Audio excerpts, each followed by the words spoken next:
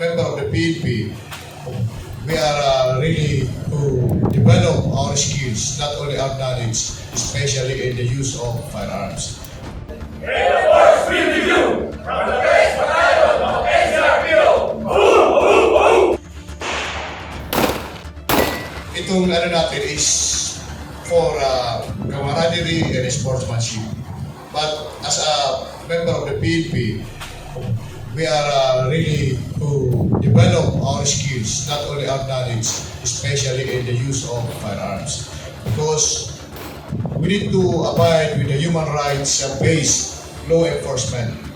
The standard of human rights-based law enforcement is that policemen should always be good in using firearms.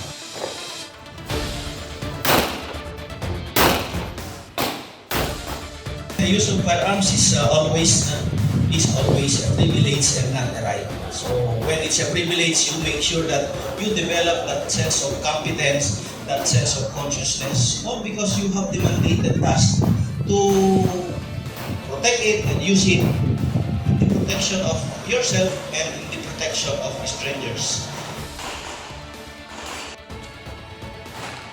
Kung may baril ka, dapat it should be reliable at the unexpected situation.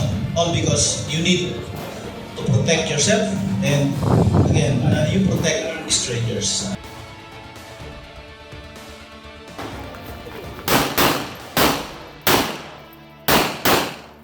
Ang kakulangan ng pagsasanay, ang kakulangan ng paggamit at kakulangan ng the consciousness on the use of firearms was not put in place. And at this time na kailangan ng pulis na matutong umaril, matutong gumamit ng kanyang sariling baril, ay napakataas dahil sinasabi ko na as a law enforcement professional, we are personal risk.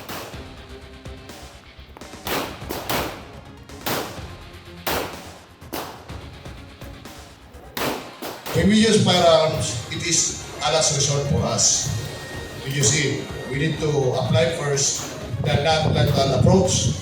Then, if more situation calls for situation that we need to use firearm because it dictates. So we need to assure that when we shoot, we really shoot the right target.